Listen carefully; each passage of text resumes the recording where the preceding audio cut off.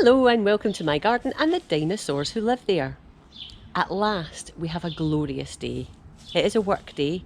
I've got a little cheeky morning off, but I'm back in work this afternoon. But I'm out in the garden at the moment just to take advantage of the weather and to try and get some watering done, because actually we have to water now because we've not had rain for a while, and it's glorious today. As well as me making the most of the good weather, the plants, and in particular the flowers in the garden, are taking advantage of it as well to show off their stuff and to attract the insects that will help pollinate them. So let's have a look at what flowers I have growing in the garden at the moment.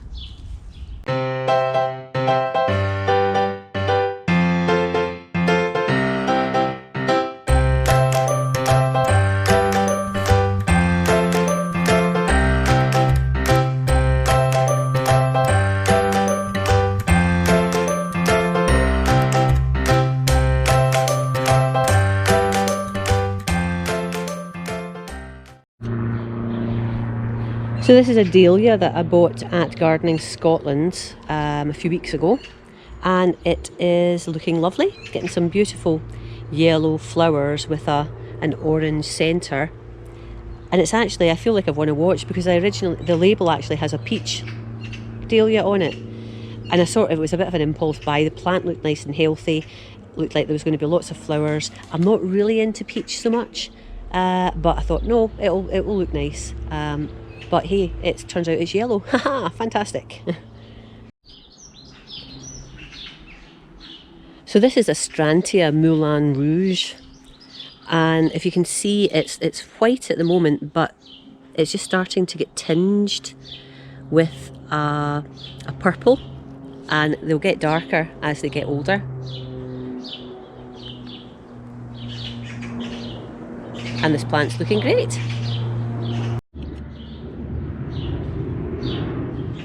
I've got a small daisy-like flower here. I can't remember what variety it is.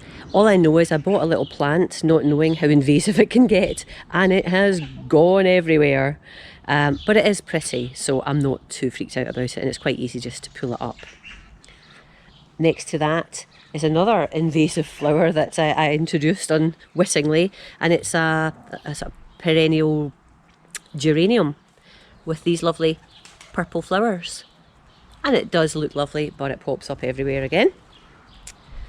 Then there's another Astrantia. This one, I can't remember the variety. I wonder if I've got a label on it. Bigger flowers than the Moulin Rouge, and these are white. But Astrantias look great, I think. They're gorgeous flowers. And they do love my garden, so I am attracted to them for that reason as well. Now, I have a shining star in the flowers department at the moment in the garden, and I just wanted to get them on video, because they're just starting to go from being their peak flowering to sort of going over a touch, and it's these guys here.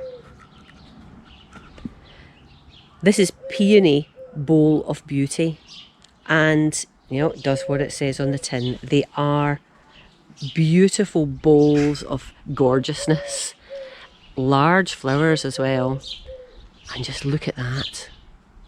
Absolutely adorable, absolutely adorable. I love these. The only sad thing about them is they don't last that long. I think over the weekend, this is Thursday, over the weekend they'll start dropping their leaves, and that'll be them. But oh, I just love them. Look at these, absolutely fantastic. Bowl of Beauty. This plant is probably 3 years old-ish. So it's just going on great guns. You know, it's leaps and bounds from one year to the next. And I quite like this bed. We've got this Bowls Mauve. What are you? Oh, Erissimum, I think. I'll just check that out and correct myself in the video if that's wrong. And I got this last year, relocated it from a pot. I'd sort of abandoned it in the pot, and it is loving its new location, and it's going, you know, beautifully with these gorgeous, gorgeous flowers. And underneath I've underplanted with some lovely purple velvety petunias, and there's more of those around the base, so you can just pick them out. They're getting a bit engulfed actually now. And then there's some sort of reddy pink ones there as well. And my two best hostas, I think, the ones that haven't really been touched much at all by slugs and snails, are also in this bed. So yeah, I'm loving this bed. Down here, there's some new arrivals that will be okay once the peonies die down a bit. And they are wild ginger plants. Don't really know much about them. I got 3. I had them in a cold frame over the winter and then plonked them in there because I almost forgot about them and they almost dried out. So I will need to look up a little bit more about them. I don't imagine I'll get ginger from it. It's just a sort of wild variety thereof, and it's really just for the foliage I'd got them for. I got this little thing at a garden centre, and it's just really a hessian sack with holes with pockets in it, and they've put in some begonias. I think it looks great actually. The begonias are flowering and have been flowering since I got this 4 or 5 weeks ago, and you can just hang it up somewhere. So I'm loving it. And once the begonias die back, I can always put something else in there. Geums are another flower that does well generally in this garden, and we can see a nice orange geum just picking its way out through the echinops, which are these globes here, which are also technically flowers, I guess. I've got another geum a little bit further along. Let's see where that is. I've got a lot of, what was stood on? Oh, nothing.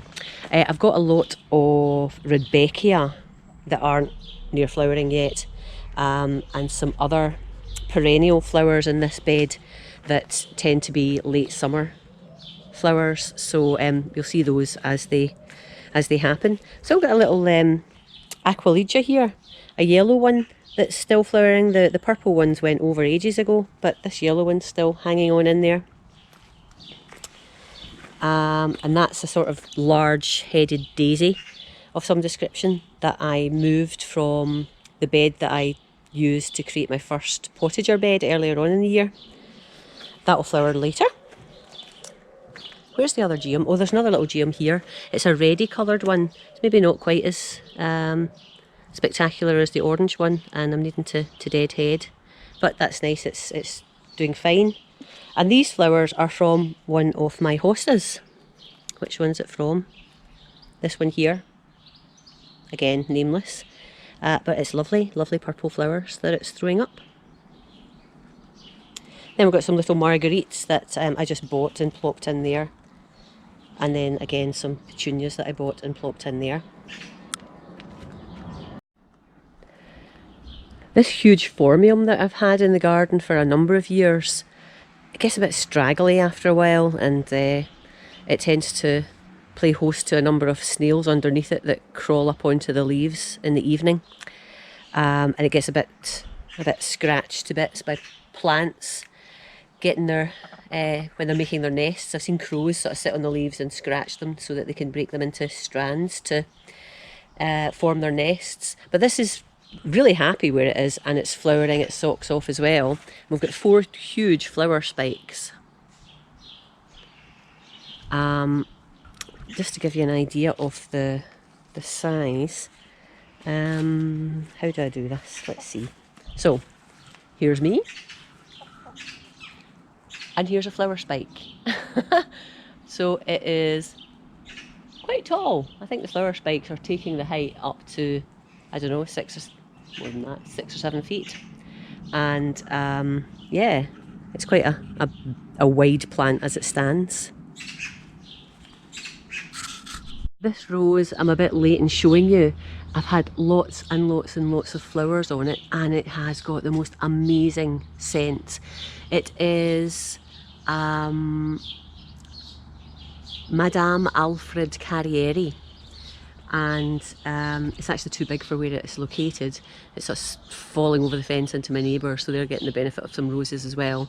But I had lots and lots of roses on it. There's still the odd rose buds, so there's going to be more to come, but the main flush has finished. But the smell is just beautiful, absolutely beautiful. I would highly recommend this rose, if this climbing rose, if you have some space.